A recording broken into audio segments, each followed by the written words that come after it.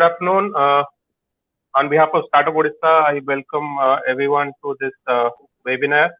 It's a webinar on a topic which is probably the most discussed after the word COVID-19 and pandemic in 2020. So I welcome Gaurav Dahake, the CEO of bitbns, India's largest digital asset exchange. Gaurav has been, a serial entrepreneur in my world. A graduate from IIT Kharagpur, worked with ITC, left to start a startup called Buy Hatke. I remember using Buy Hatke. It has been a platform to save a lot of money for consumers like us, by providing us comparative analysis of products on different e-commerce platforms. And I think a couple of years back, Gaurav started bitbns, which roughly handles about 100 crores of rupees of transaction per day, which is huge, given the market, which is at very initial stage in terms of crypto. So today we will understand from Gaurav what crypto means. A lot of us who are not associated with the industry have a lot of questions. So we would like to understand from Gaurav what is crypto, where the future lies. So over to Gaurav. Welcome, Gaurav. You have been a young entrepreneur. Personally, we met on the train of Jagriti Yatra, and since then I have been following your entrepreneurial journey. It's been quite inspiring. So I keep following your work. So welcome, Gaurav, on behalf of Startup Odisha. Please give your introductory word. Thanks a lot for having me over and for that warm introduction. My entrepreneurial seeds were in some ways kind of also came across from Prasanta sir. He kind of, I used to call him sir at that point in time, and then it gradually transitioned to a more friendly relationship. And overall, this is like 10 years back when I was 19 in age, and things were kind of pretty exciting as to how things were panning out. And Prasanta had already done a few things. And he's already given a brief introduction around what I've been doing. So I run bitbns, which is India's largest digital assets exchange. Basically, the way, say, a stock trading works. So we have an exchange for trading Bitcoin or any other cryptocurrency per se. We call it crypto assets because it's not currency in the true sense of the word. And I'll explain why, right? So for a beginner, right, it's kind of slightly puzzling. What is this crypto? What is Bitcoin? And these other asset class that has kind of come into being, right? So basic genesis of Bitcoin came in 2008. And this is when the world was grappling with global financial crisis. 2008, we had a global financial crisis. And things had kind of started going southwards. There was a lot of wrong things that happened from banks overall. And that kind of removed the trust that people had in banking as a system. It did it for a smaller set of people, but gradually it has kept on increasing over a period of time, right? And essentially what Bitcoin kind of came with the hypothesis that people's money should be kind of governed by them. It should not be kind of basis. It should not be sort of a function of what, say, a particular bank decides, or say a reserve bank, or say a government individually kind of takes as a notion. Whatever a large number of people accept as a medium of exchange should basically be money, right? It should not be that, say, in Zimbabwe, it's a specific currency. In Venezuela, it's bolivars. In India, it's rupees. In US, it's dollars. And that kind of makes it challenging, because at the end of it, you're kind of trusting someone else as the governments or banks to kind of act in the best interest.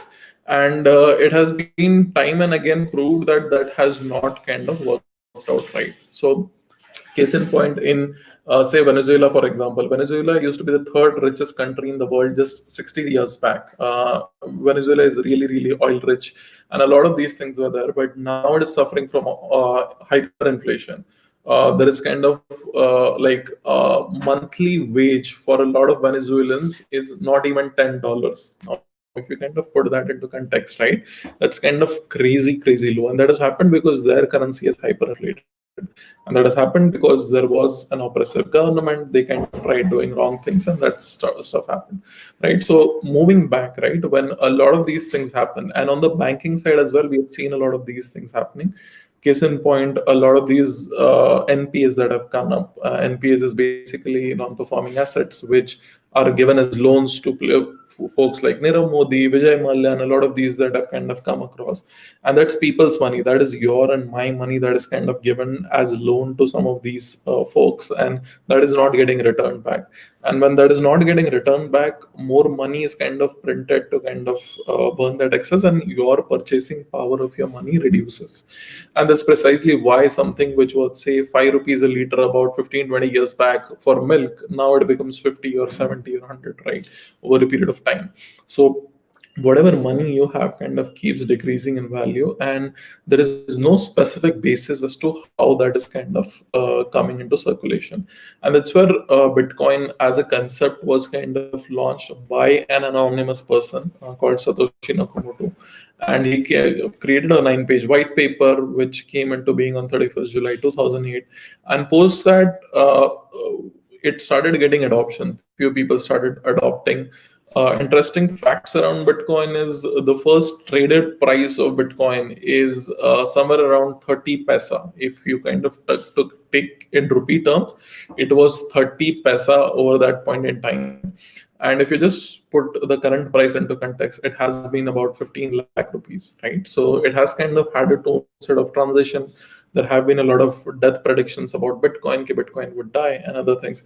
But essentially, if you kind of take all things into context, as a layman, right, what you need to kind of understand is ki, um, things in terms of how finance works and all is changing over a period of time.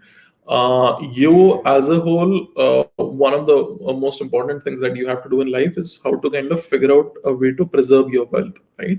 And that's where people look at investing in different options. People buy real estate, people buy, say, houses, or people buy gold or other sort of asset classes, stocks and other things, right? In the same realm, there is something called as Bitcoin, which has kind of come into being, and it has been the best performing asset over the last decade. And one of the reasons for that has been that it has been fairly new, right? It has been kind of really new, and lesser number of people have kind of approached it. And usually it is of that sort that if lesser number of people have explored it, there is a much higher optionality as to how much it can further grow from there. So that's where Bitcoin is. And as a whole, any person who wants to kind of take an exposure to it should kind of also read about basics around Bitcoin, and then kind of allocate a small percentage, not kind of put a lot amount of money, but start with 1%, 2%, 5% of your whatever net worth you have. Understand, read, and learn about it. And over a period of time, Bitcoin has kind of outperformed any other asset class. Right. So Gaurav, before we come into investments or how people can invest in Bitcoin, I would like you to explain to our viewers that what is the real difference between, let's say, dollar and a Bitcoin. Let's say, as you spoke, in a banking system, a rupee or dollar, the value, how it is reducing, how it is not that secure, as it was maybe a few decades back. So Right. what is the basic difference? Why does our money doesn't grow? In fact, it depreciates, the value depreciates, but the Bitcoin price has gone up by few hundred Right. thousand percentage, right? Right. So, so Bitcoin as a network came into being. So Bitcoin is a decentralized network, right? So what happens in banking is that banking may someone kind of operates the bank. There are kind of rules and things laid down either by the Federal Reserve or the Reserve Bank of India in conjunction with, say, someone like the government. And with Bitcoin says that ki, hey, all of these things need not be kind of there. we can have a cryptographic algorithm, a computer-based algorithm to just kind of verify whether a transaction has happened or not. And that can be independently verified by anyone across the planet. He just needs to have a computer or a mobile and he can kind of do that. That's how things kind of started. And over a period of time, that difficulty or the problem set that is kind of out there. So any transaction that happens, so if I send say X Bitcoin to Prasanta, that would be kind of locked in a particular block. That's a block which has a set of transactions, and that block needs to be kind of it's locked by a cryptographic key, the way you lock your house with say a lock. And anyone who opens that key and verifies that, hey, all these set of transactions are correct, that's basically a miner. He's called a miner. The similar in similar way, the way gold mining works, this is a miner which kind of uses his computer or a system to kind of mine and verify and break that particular code to verify that particular transaction. And as the transaction gets verified, that block is created. So every 10 minutes, a block gets created on a Bitcoin blockchain. And why is it called blockchain? Because this was one block in which there were a set of transactions. Then again, a new block gets created every 10 minutes. So the chain of all these set of blocks is called blockchain, and you can, as a person, verify every single transaction back to the root of Bitcoin. From when the network started, you can just query across any address. Address is something like your bank account number, something, but everything is publicly visible and independently verifiable. And that's precisely why, as a whole, that has kind of more value, because independently, people across the world are willing to kind of place their kind of bet that, hey, this sort of technology is a better way to kind of medium as a medium of exchange, rather than kind of going through banking channel and doing something of that sort there. So, so you spoke about blockchain. So, a lot of people don't understand what blockchain is. Right. We are in the startup phase where a lot of startups are trying to create their own, methods or own technology based on blockchain. So, Right. what exactly do you think, this crypto and blockchain, what kind of role it is going to play for startups, particularly young startups who are just thinking of working on technologies around it? Right. So overall, crypto and blockchain has kind of really, really fascinating connotations in terms of where it can kind of come into being, right? And there certain governments in India have also been kind of really progressive in terms of adopting few of these things. So Telangana government is kind of digitizing every single land record that is out there, and putting it on top of a blockchain. So, as I said, a blockchain is a set of transactions which are kind of put into certain blocks, and that chain of blocks is basically a blockchain. And when you kind of see that land record, like land records usually have a lot of disputes and other things that kind of get involved, because there is a lot of paperwork, and paperwork kind of gets misplaced. And even with a centralized database, things can get manipulated. But once it comes in a public domain where anyone can independently verify that sort of a thing, that becomes a really, really trustable source of record. It basically is a ledger where all these sort of things can happen. And essentially, not just this, there could be multiple fascinating ways in which things can kind of work, right? So I'll kind of just cite an example. This is something that we're kind of working on, kind of building as a pilot project. So what happens is typically local level problems, like in India, when there is a problem of centralization, here यहाँ पे मेरी locality में problem है, तो यार I don't people in my locality are the best to kind of solve that sort of a problem, rather than approaching, say, a district collector or something to kind of get that sort of a problem solved, right? And that sort of decentralization has not kind of happened. And when, say, power gets centralized to a certain set of folks and other things, that's when misuse can kind of start happening, right? And that's where, again, blockchain what as a project we are kind of working on doing was ki, hey, there are a lot of localities in Bangalore where potholes is a big problem, and that was same in, say, the locality where I was staying and a few of my friends were staying, and we decided ki, hey, what if we kind of ourselves fix this? Someone is willing to take that initiative to kind of fix it. We'll create an open portal where people can see all the funds that have been transferred by people. It is independently verifiable over on a blockchain, and people would be able to see how the funds are moving to someone, like if and for what reason are they kind of moving. So this fund is moving to, say, a contractor, or this fund is moving to this, and that way everything is kind of independently verifiable. And if targets are not met, the money gets automatically reversed. Nothing needs to be kind of done. It's a smart contract which basically says that within 3 months, if the potholes are not fixed, whatever remaining money is there gets returned back to every person who contributed into this, right? So that becomes a very, very transparent and interesting way of kind of doing community funded initiatives or projects and other things, right? And similarly, there are kind of multiple such examples that are out there. Just to kind of give you an example, say everyone who flies, right?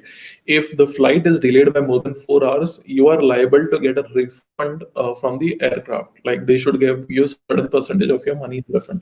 But a lot of these forms of refund are 5 to 6 pages longer, and they're on purpose made complex so that people are not able to kind of access that. Similar is the case with, say, insurance in particular cases and all. Now, what if we kind of create something like a smart contract? And basically everything is kind of on top of a blockchain, where the blockchain queries ki, hey, whether the flight left on time and whether that was a reason that was directly attributable to the airline, or whether it was a weather based reason.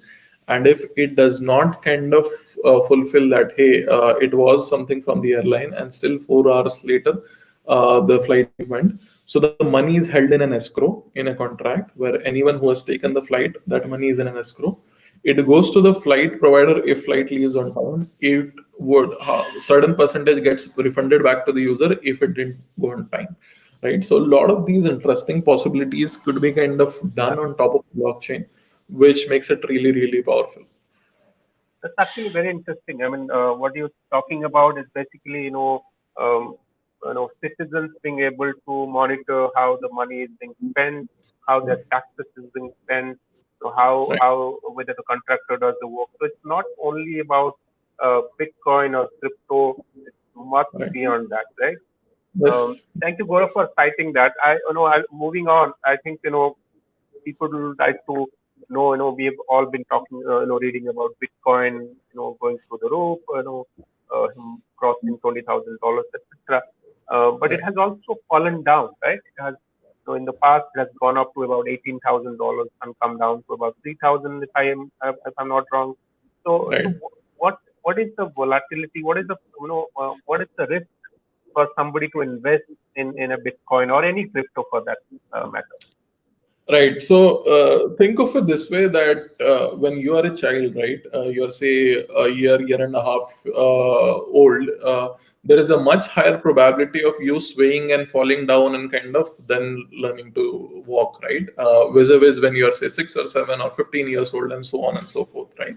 Similarly, in a nascent sort of a thing, right, that's when there is kind of a very, very large sort of movement or volatility that kind of keeps happening. Because just to kind of give you context, Bitcoin's market cap is right now just, say, 2% of 3% of gold's market cap, right? Now, if you kind of take that into context, right, and that's precisely why gold is kind of far more stable in terms of the movements. But a Bitcoin kind of varies a lot, and it would vary on both sides of the spectrum. Even when it goes high, it would go higher than other asset classes. When it goes low, it would go lower than other asset classes, right? But eventually, what we have kind of seen is, over a longer period of time, it has kind of stood test of its time, and it has always kind of gone up over a longer period of time, right? And when you kind of take that into context, why that is kind of happening, typically any sort of a network, via Metcalfe's law, which states is ki, if there are n participants in a network, the value of the network is proportional to n square, right? Because if only I have a WhatsApp account, it's useless. But if five people have an WhatsApp account, it's much more kind of powerful, because I also create groups with them and other things kind of start happening, right? And that's precisely why something like this, if it kind of gets to a critical sort of adoption, ki, hey, 10 million, 50 million, 100 million people start coming into it, it becomes an unbreakable sort of a network. Ki, hey, that's something that you cannot kind of live without, or something of that sort. Same, which has happened with any sort of technology that has kind of come over a period of time, right?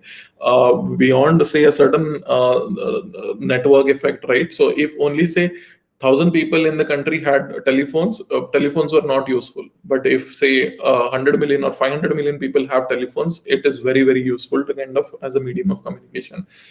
Money is also a medium of communication. It kind of exchanges certain goods or values or anything that you want to kind of transfer it for, right? And this is kind of trying to create that sort of a network which is global, boundaryless. It is valuable even for a person staying in something like a Venezuela or a Syria or Iran, and it's as much valuable even for a person in the US, at the best of the best places, right? So if all of that context you kind of put into place, this is kind of a monetary network that is kind of getting created, which irrespective of whatever happens, right? So typically you might be of that opinion ki, hey, this country, my country should not go on war, right? But if your leader or whoever you have kind of democratically elected, or he's kind of an authoritarian, if they decide, that's something that's going to happen, right? And in this case, basically your currency can get devalued, things can kind of go wrong, and other things can happen. But here you get an option ki, hey, if I don't want, it's a sign of protect saying ki, hey, I am kind of believing in something that globally is kind of acceptable and kind of being worked on. So, that's interesting. You're talking about a very small percentage of people, world population currently using Bitcoin. So you're saying as it grows, it becomes Right, more stable and right, more less risk or less riskier, right? right, right. So Gaurav, So moving on, I would, yeah, sorry, please. right. So just one point. Overall, when things get less riskier, so risk and reward usually are kind of proportional, right? And that's where you need to figure out a better way to invest, rather than kind of going all in. And that's when I said, okay, if you want to take an exposure, I believe everyone should kind of have certain exposure.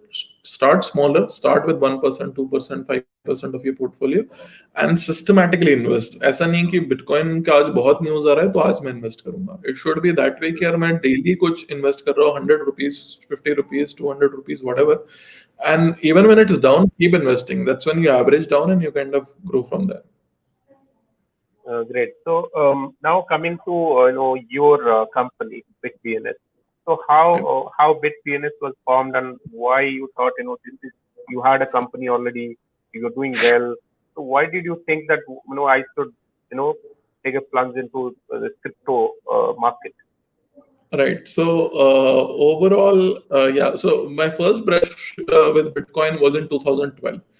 This was final year of college, and we were placed and everything. So we are pretty well. We didn't have a lot of stuff to do, and we started reading about Bitcoin. Bitcoin price that time also was kind of going high, from somewhere around $100 odd to some thousand plus and all. And it again that time also had fallen 80% down.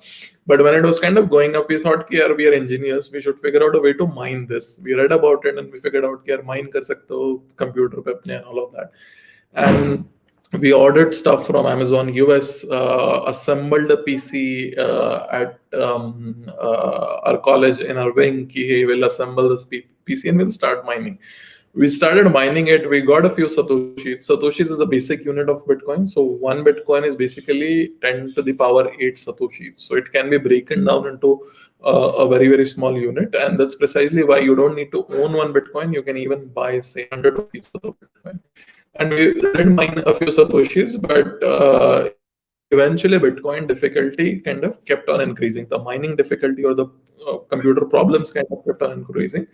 And then basically for the rest of the semester, we used the computer for playing FIFA. because anyways everyone was kind of in the final year mode and everything. So that was 2012. Then kind of didn't keep a lot of updates with Bitcoin as a whole.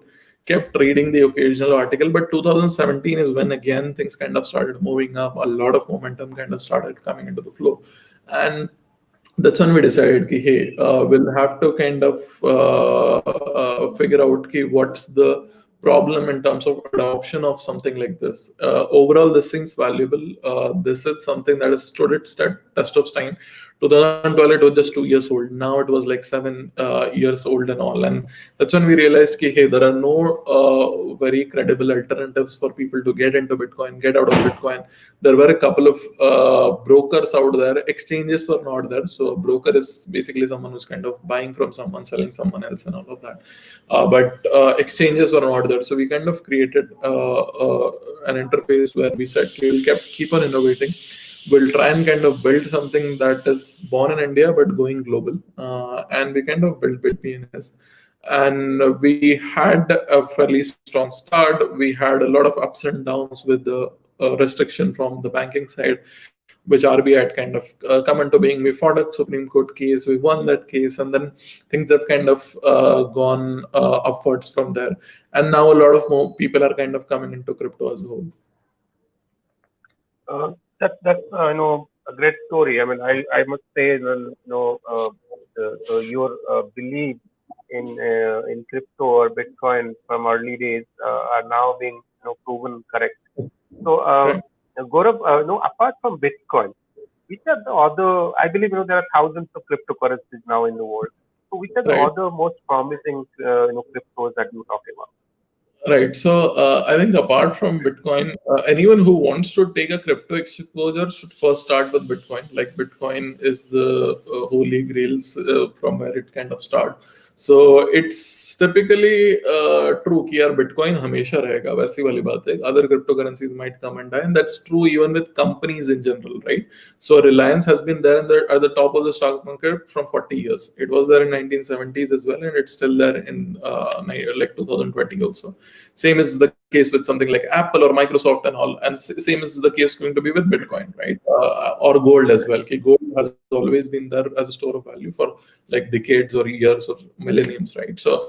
Apart from Bitcoin, right, Ethereum is really interesting. So Bitcoin kind of tells you, okay, hey, this is more like a monetary network.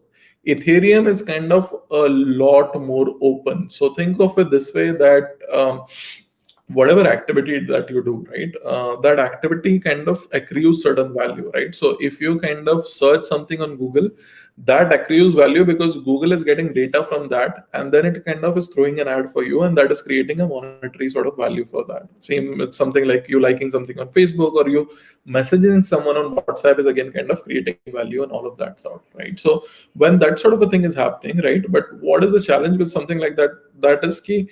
Your data is being mined, used, and someone else is kind of generating a significant amount of value from that, right? Now, with Ethereum, what you can create is more like a decentralized Google or a decentralized Facebook or something of that sort, where you own your own data and you can monetize and earn value for it directly, right? Now, when that sort of a thing happens, right, it becomes really, really powerful, and a lot of these challenges can be overcome, like a challenge of censorship, right? So a lot of these platforms can censor anything that they kind of want. For example, Google, if it say has a payment sort of an app like a Google Pay, and if it sees some payment app is kind of getting ahead, it can decrease it in rankings, it can throw it out of Play Store, and all those sort of things can kind of keep happening, and that has happened over a period of time, right? So Facebook has predominantly stymied a lot of networks who are kind of developing using Facebook API and kind of growing from there, right? Now, when that sort of thing is happening, so essentially entire sort of crypto blockchain sort of industry relies on the overall premise of decentralization, saying it decentralization might be slower in the beginning, but as in it's the best way to kind of run any particular government network, monetary, or anything of that sort of thing, right? So again, Ethereum kind of brings you an open playground, like something like a Google Play Store where you create apps. on Ethereum, you can create a decentralized app, and you'll kind of get users who would kind of play around with that app, and the users can gain value from any interaction on the network. So that's one aspect of it. Then there are other sort of currencies that kind of or digital assets that have kind of come into being, which kind of try and kind of sort specific use cases. So, for example, BitTorrent or the torrent network, right? So essentially, torrent has kind of again a crypto-ish sort of roots, that saying that ki, hey, if two people kind of decide to share something on the internet, that should happen, irrespective of border, governments, or anything of that sort. And that's how the torrent network has kind of worked, thrived, and torrent has hundreds of millions of active users on a monthly basis right now. And there are different torrent clients. There is BitTorrent. So BitTorrent also kind of has gone to the crypto route, saying, hey, we have a native token, and people can use that token to exchange information, files, and get access to it. So that's one aspect of it. And so there are different sort of currencies. Every currency is kind of different use cases that has kind of come into being. There is something called as Monero. Monero is more like a private sort of currency, which says ki, no one should be able to figure out what transaction has happened between two entities. That is kind of powerful in case there are oppressive governments or regimes, right? Where everything is kind of monitored, everything is kind of censored, and you have a life threat if someone is sending you money or something of that sort, right? If that sort of a thing is there, that's when private sort of cryptocurrencies or assets kind of become valuable.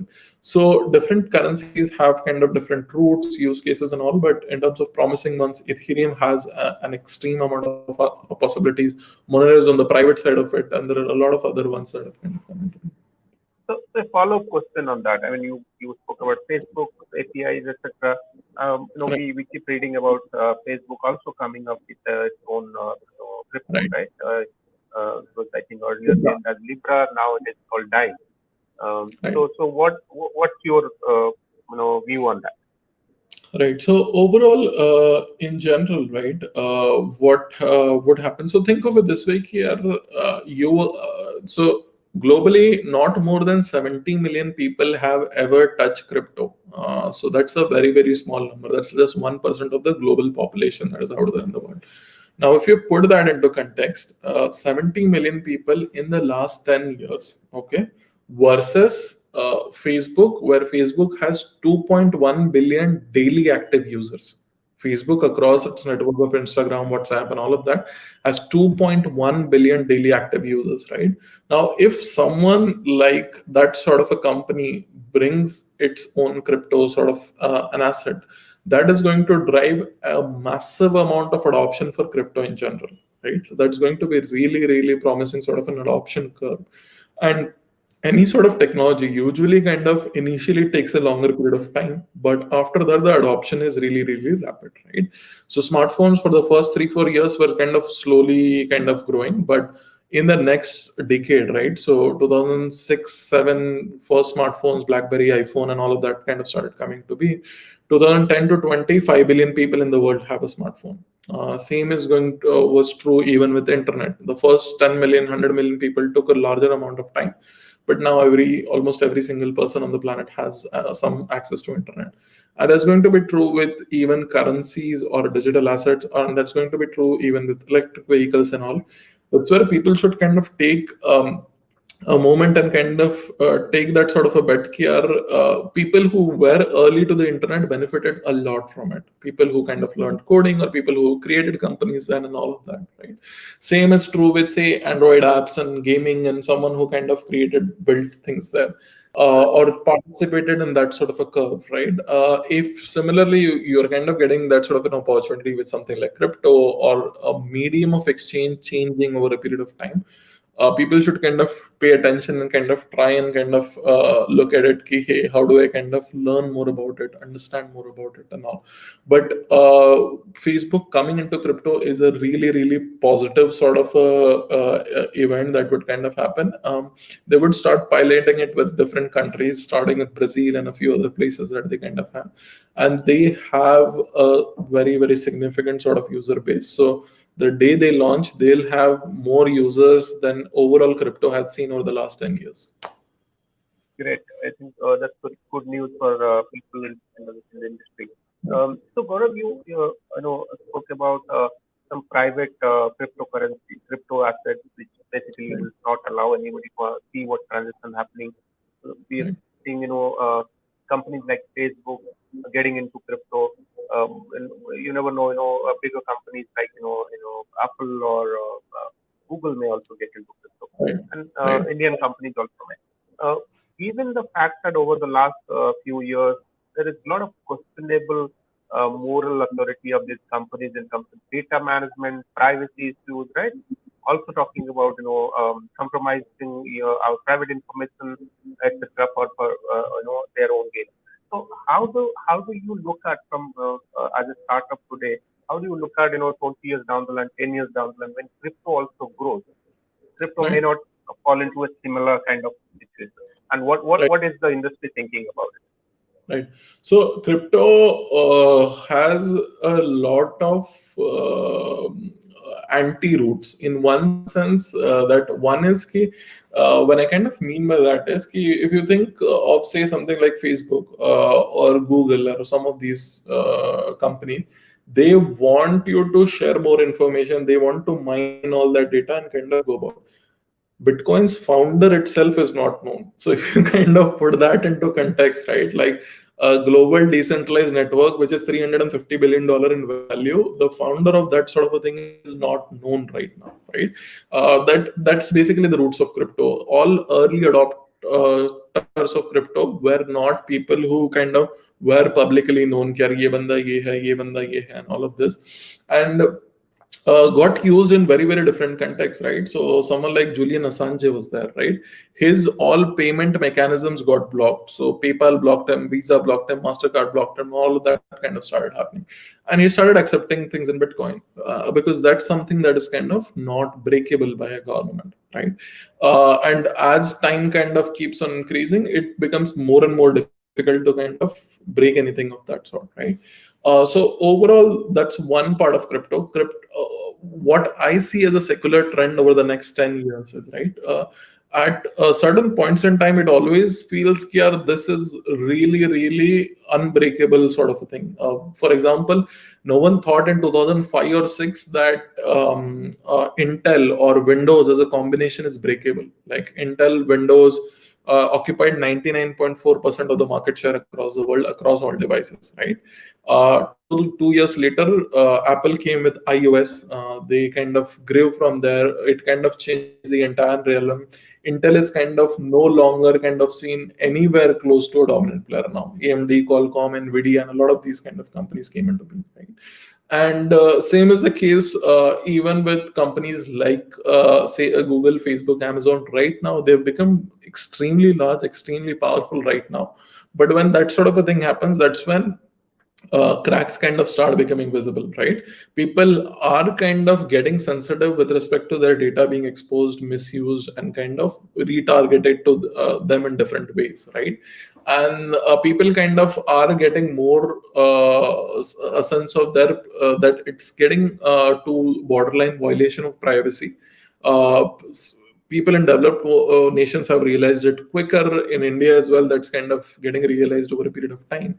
But when that sort of a thing starts happening, right, there would be someone who would kind of create a decentralized Facebook or a WhatsApp and all of that, which becomes censorship irresistant, right? Like case in point, think of it this way: that tomorrow the government in India says, ki, hey, if you want to operate Facebook in India, you need to kind of get rid of this sort of posts that are happening. That is a real possibility, and that has happened in certain context over a period of time, right?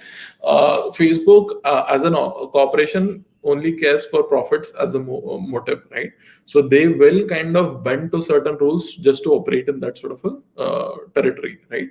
But if that network itself is decentralized, not governed by anyone, no one knows who created it, it is unbreakable. You cannot stop something like that. And that's where I see as a secular trend over the next decade, right? That is what would kind of get adoption. That is what would kind of get more promising, and people would start taking care of their data. They'll kind of start themselves figuring out here, if I want to monetize data, then I'll do it. Otherwise, if I want to keep it private, I'll kind of keep it private. But So that's Gaurav, where yeah. yeah, but Gaurav, doesn't that make this kind of a system more riskier, prone to misuse also? When there is no regulation, when everything is decentralized, don't you think that there is a chance that people may use it against the establishment or against the people in some? Right. So to a certain degree, right, a misuse can kind of potentially happen of any technology, right? So technology is kind of non-partisan in one way, right? So a dynamite can be used to build roads by breaking mountains, or you can use it to destroy someone. Same was with key internet. In internet, you can create how to make beautiful software products, or you can learn how to make a bomb or anything of that sort, or how to kill people, right? So technology as a whole is kind of non kind of partisan or non kind of directional. It can get misused, but that's when things can kind of start coming into play. Ki overall, it's always that ki, over a longer period of time, people are kind of good, and that's where networks as a whole kind of act in that sort of faith ki they'll kind of try and maximize the value of the network. If the value of the network gets maximized when people act in the best interest of the entire thing, that's when things could kind of happen.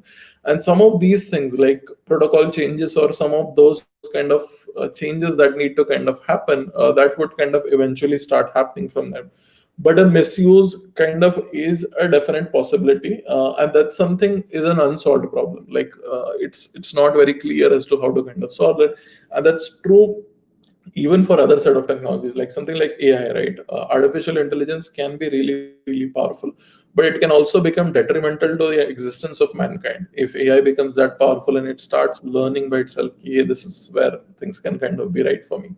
So some of these are harder technological problems that need to be kind of solved, but overall, a world would kind of benefit from moving towards that sort of a technology. Any new technology that comes, there is usually certain sense of doubt here whether it would kind of go wrong, whether if internet comes, people would lose jobs and other things.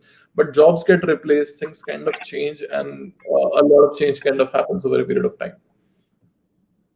Right. So, last two questions, Gaurav. For somebody, whether it's individual or startup, what's your advice on in terms of and what are the procedures in very simple terms? How somebody will invest in crypto? What are the ways? What are the regulations, tax implications, etc. If you can uh, share that. So, any individual from India who wants to invest in crypto can do that. He can trade, hold, mine, invest in crypto. There is no restriction on that as of now. There was a restriction a couple of years back, but that changed after the Supreme Court decision in March 2020. And not just individual, right now even institutions or corporates are looking to kind of have Bitcoin on their balance sheet, because your rupee loses value, your rupee, dollar, or any sort of currency loses value over a period of time. And if you want to kind of protect that sort of wealth or treasury that you kind of have as a corporate or as an individual, that you want to kind of preserve your wealth, that's when Bitcoin kind of provides an interesting option to invest. You can sign up on any trading exchange. So bitbns is India's largest trading exchange, so you will kind of your sign up process would hardly take 5-10 minutes. Your KYC, everything is kind of taken into place. So PAN card, Aadhaar card, and the KYC documents are taken into place, because we want to ensure that only legitimate users are kind of joining in and kind of using that to kind of purchase that asset. Um, and there's no sort of misuse that kind of happens. So we have stringent KYC measures in place. You can sign up post that, then you can deposit money. Depositing money is instant. You can buy Bitcoin from that. Buying of Bitcoin hardly takes a couple of seconds. And once you bought it, you can also sell it and withdraw that money into your bank. So as a user of a product, you usually would kind of try out different things. So you can kind of try this entire flow. Once you kind of try this flow, that's when you'll realize ki, hey, everything is working fine. That's when you can kind of increase allocation or do anything of that sort. If you're entirely new to crypto, I'll kind of suggest start with an SIP in Bitcoin, and we have a product for that. It's called BitDroplet.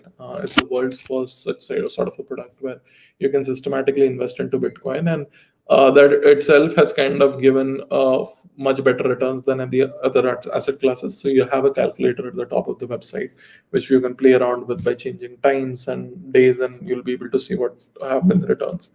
So those are the two things that people can kind of do. From a tax standpoint, if you are kind of as an individual, you can kind of showcase that when you kind of invest in crypto, only when you sell it and have realized the profit, that's when you'll kind of have to showcase it as an income and kind of other income that you'll have to showcase.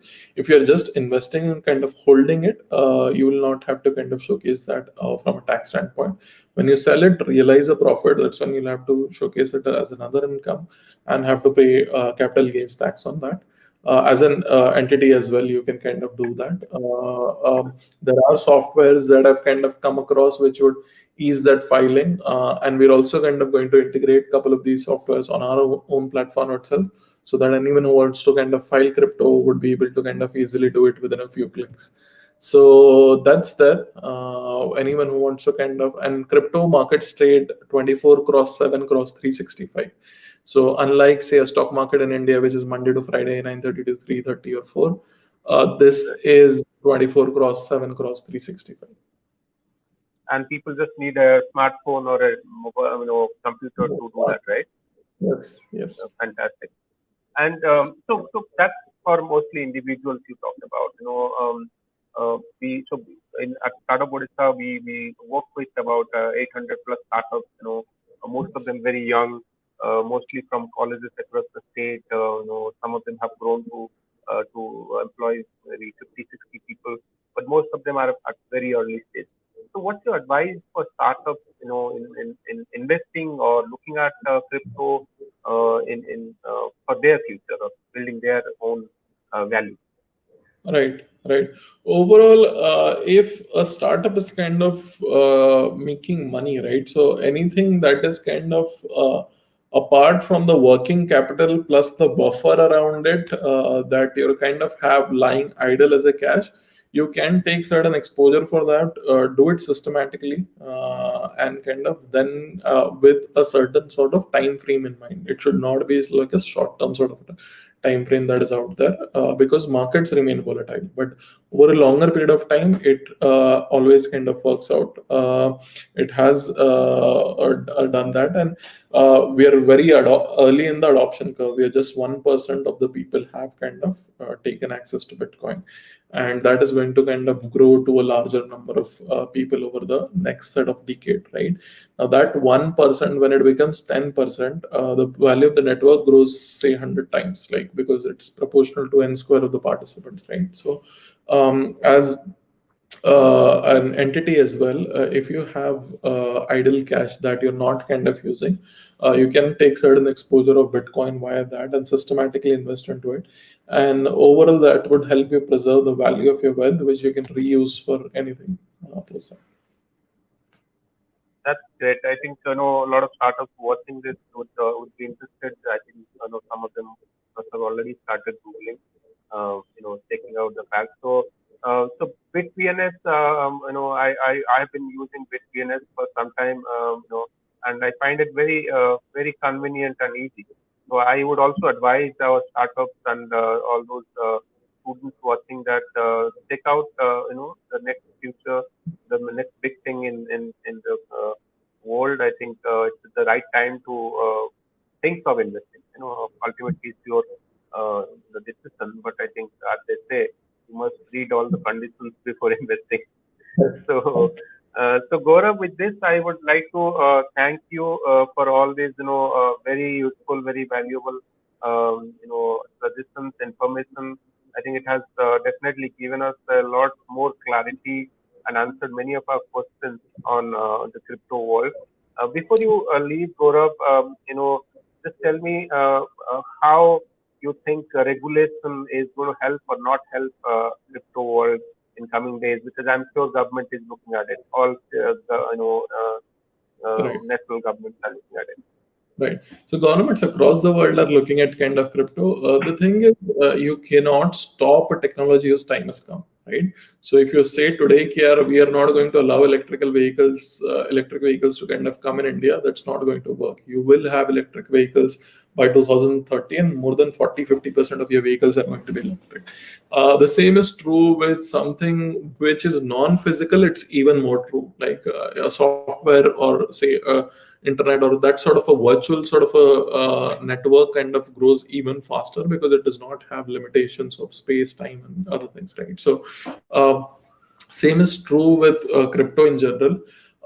At the same point in time, regulations to a certain degree are helpful, right? So investor protection and some of these things are kind of really, really critical when you're kind of exposing a new technology, right? And that's where a certain amount of regulations, not kind of getting into too much sort of regulations, but a certain set of regulations which kind of govern investor protection, how should investments happen, suspicion transaction reports, and all of these sort of things need to kind of come into place.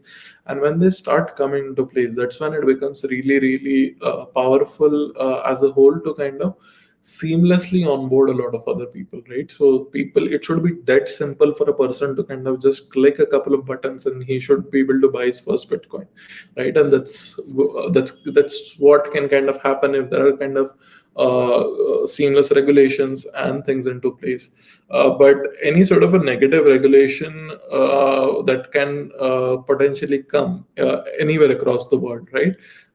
It would potentially not stand test of time because we've seen that even with the RBI decision, right? That was kind of there for a couple of years, but Supreme Court kind of overturned it. So essentially, the thing is, there is no point kind of resisting or kind of trying to stop a technology whose time has come. Better regulations to kind of ensure things kind of happen in a legitimate, lawful sort of way and do not get misused is something that needs to be kind of created.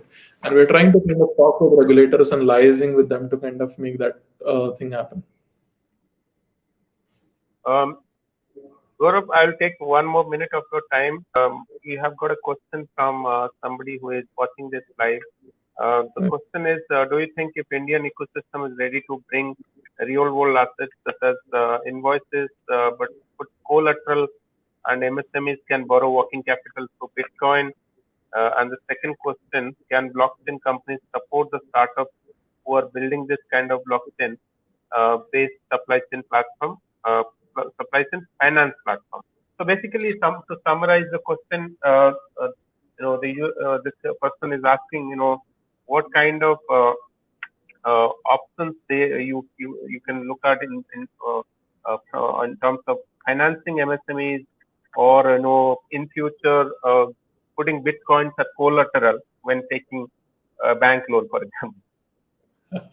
Right. So, surprisingly, this is already happening, and Okay. this is happening in the US. So, Fidelity is a company which manages a lot of world's assets. So, Fidelity is an institutional asset manager which manages $3 trillion. So, Fidelity is one of the largest asset managers in the world, and they have an option where you can put your Bitcoin and get a rupee in loan, or you can, or vice versa. So a lot of these building blocks are going to get created or are already kind of in the works. Now, this also creates a lot of opportunity for entrepreneurs like you. What is something that is missing right now? If you can identify the trend early and create a beautiful product there, you would have a massive opportunity as things kind of grow, right? So overall, it has one of the largest markets that would ever get created because you're inherently global. It's not something that you're solving from one place or one country or something of that sort. You are inherently global from day one, and when that sort of a case is there, right, you should kind of try and identify what is something that is kind of out there. How do I kind of build for it, and how do we kind of identify and build for some of these opportunities? That's one. This was on the invoicing side of it. What was the second question? That was, I think, on the Second was fund. on how. Yeah, no, basically on blockchain companies, whether they're willing to support a young startup in building, further blockchain systems. So particularly, the question is related to building a supply chain finance platform, but you can answer in general. Sure. So in general, yes. So I'll kind of give you some real world use cases or things that are happening with blockchain, right? One of the things that is kind of happening is, so Walmart, as everyone knows, is the world's largest retailer, and the entire supply chain of Walmart is kind of getting on top of a blockchain. And one of the reasons for that is ki, usually there is a lot of back and forth that happens between, say, a farmer to a sourcer to a procurer, and then wholesaler, and all of that to Walmart's endpoint where a consumer takes it. And at times, perishable items like, say, raw fish that you've kind of taken, or fruits, or something of that sort, they get spoiled, and that is a really, really problematic sort of a violation. Ki if you kind of serve something which is kind of turned bad, you're kind of inviting a lot of scrutiny, and healthcare professionals, a lot of that, you're violating a lot of those norms, right? Because people can actually die because of, if they're consuming something that is not kind of fresh, right? And what happens is ki, a lot of these people have different systems in place, and that merging those systems, making that work seamlessly, and all of that, that has a lot of challenges. And that's when Walmart has kind of put everything on a blockchain where end to end you can kind of monitor the supply chain, right from the farmer level to the end user who's kind of purchasing that, right?